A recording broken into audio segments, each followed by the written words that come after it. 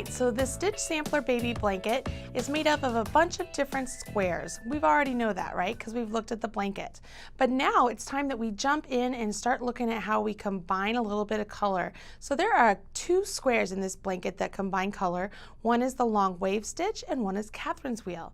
In this video, you're going to learn how to do the long wave stitch. And let's take a look down here and I'll show you how to do this. Down here, you're going to begin with a solid color. So it'll be your color A. And you'll work a combination of singles and doubles and half doubles and trebles to create different heights of the stitch, okay? And then you're going to work all the way back with just single crochets.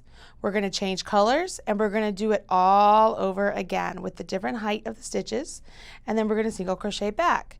So this entire square is a manipulation of the height of the stitches to create this beautiful effect. This is so much fun. You can have a great time with different colors in this, whether you want it to be monochromatic or extremely vivid and bright and just, you know, popping off the blanket, kind of like this one. To me, I look at this and the green and the pink together, it's like, wow, that's so bright. So let's learn how to do that. I'm going to scoot the blanket out of the way. I've already done my chain 30, which is what we're going to work on in this video.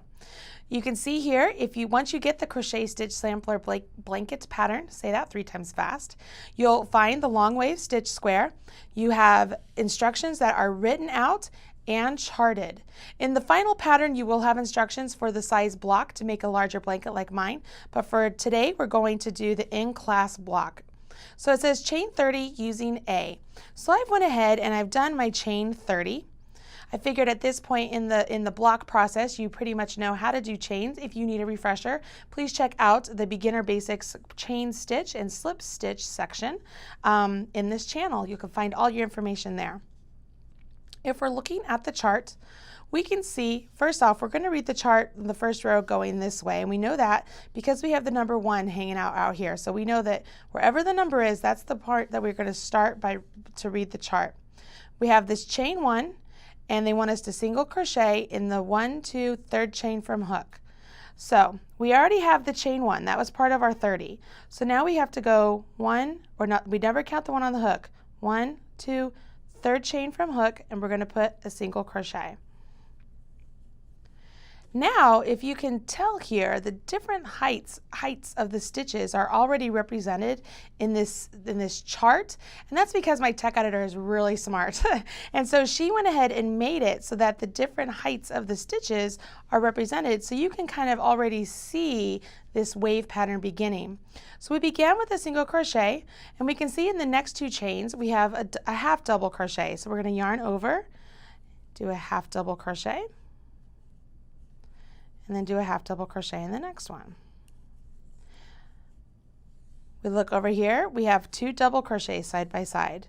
So we're going to create 2 double crochets.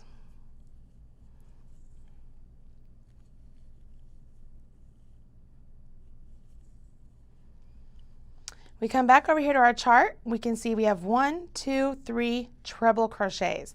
Those tall stitches with 2 hash marks on them, that represents a treble crochet. So for a treble crochet, there is a video available here on the channel, but for this square, what you're going to do is you're going to yarn over twice. You go into the stitch you need to have it go into. So for this example, it's the chain. Yarn over, pull up a loop. You're left with 4 loops on your hook.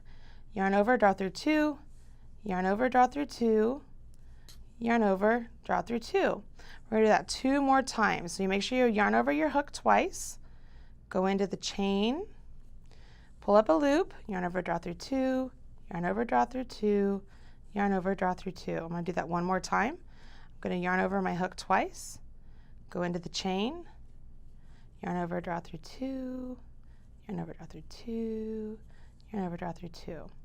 All right, so if I set this down, you can see I've begun to build this ramp, so to speak. I've built the ramp up. And now it's time that we start taking down the ramp, or heading down the slope. So we've got to create shorter stitches.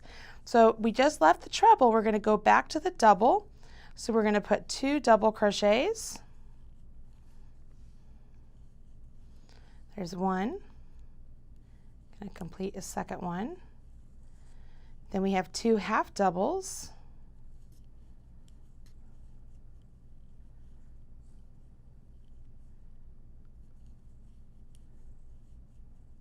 Then we have 3 singles.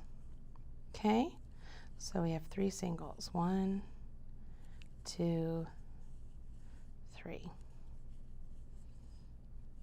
I'm going to set this down. You can see now here we've started off with our singles, half doubles, doubles, trebles, gone up to the peak, and now we're coming back down to the end of the slope, right? We do that one more time to finish this row, and then we would begin the next row. Half double, and then 2 doubles, 1, and then 2. Now we go back to our treble, so it's yarn over twice, go into the chain stitch and pull up a loop, yarn over, draw through 2, yarn over, draw through 2, yarn over, draw through 2. Yarn over twice, go into the chain stitch, yarn over, pull up a loop, yarn over, draw through 2, yarn over, draw through 2, yarn over, draw through 2. We have one more. So yarn over twice, go into the chain, yarn over, pull up a loop, yarn over, draw through 2, yarn over, draw through 2, yarn over, draw through 2. So we're at the top, we got to come back down.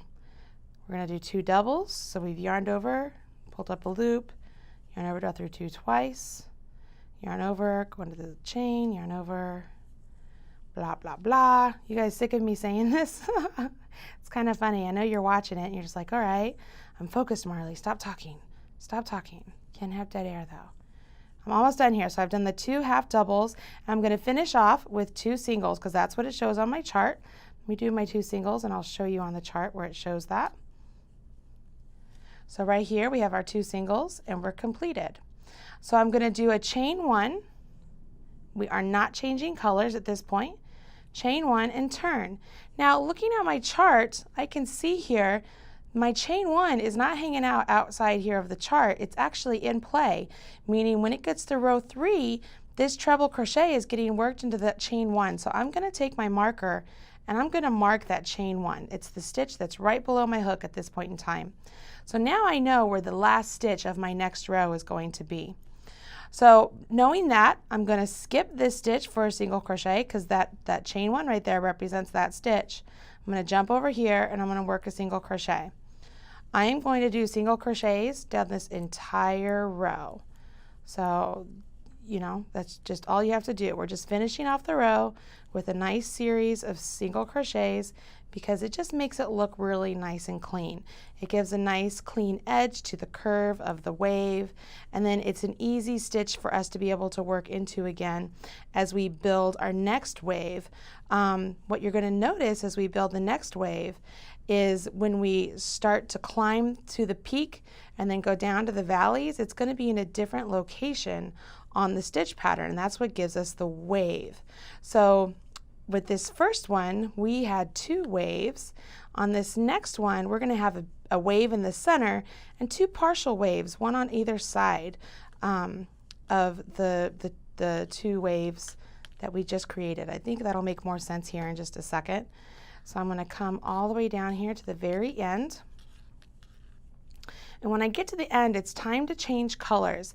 Now, if I didn't change colors, I would still get this wave look, but it would not be as pronounced as it is when you change colors. When you change colors, it just does something that it really just builds on the eye, right?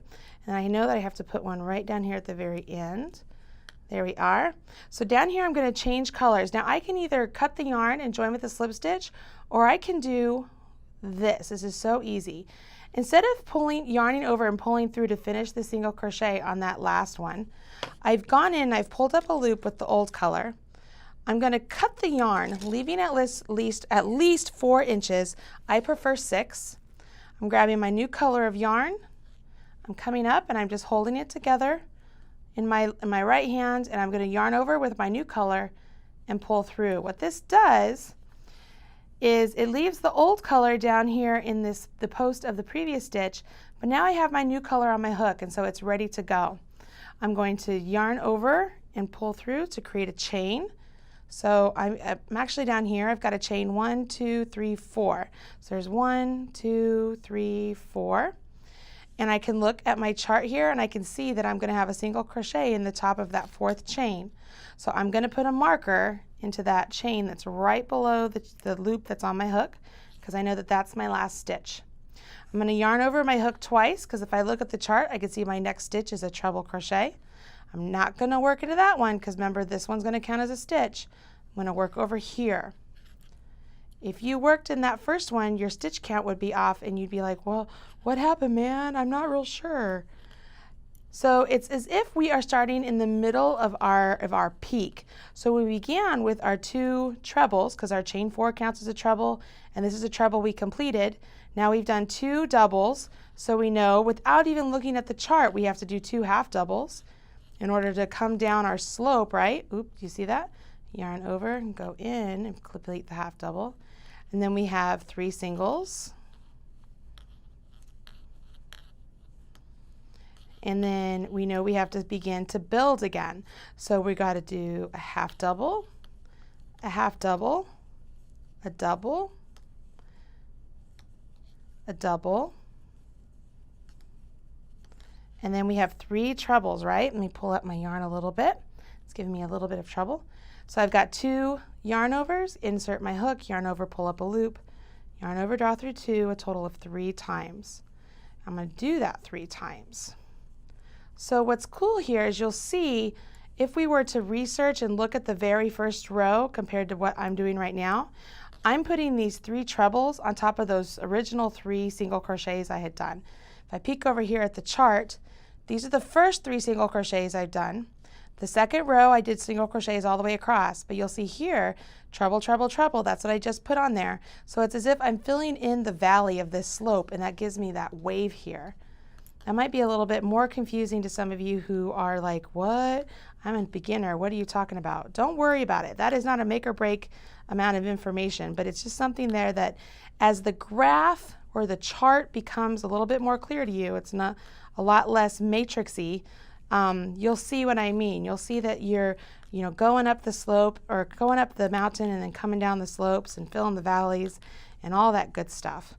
So I just did my 3 single crochets. I'm doing a half double and a half double, and then I'm going to do 2 doubles because I've got to build up my partial mountain over here. Remember I said we're going to have 1 mountain in the middle and then 2 partials. So there's my double, and then I have 2 trebles here. 1 right here, 1, and then my last one. It's very easy. I just do it in my marked stitch right there. Okay, chain 1, turn. I know that my chain 1 is my last stitch of the row, so I'm going to go ahead and mark it. I'm just moving up my marker from the row below. And then I'm not going to put my single there, I'm going to put my single right here. I'm just doing single crochets all the way back, just like I did before. Okay, so I'm going to stop right there real quick. I'm going to turn this back around because I want you to see. Can you see what I mean about, so this was, we started, we went up the mountain, we keep going, we came down the slope. We went up the mountain, we came down the slope. And then on this side, we single crocheted all the way back.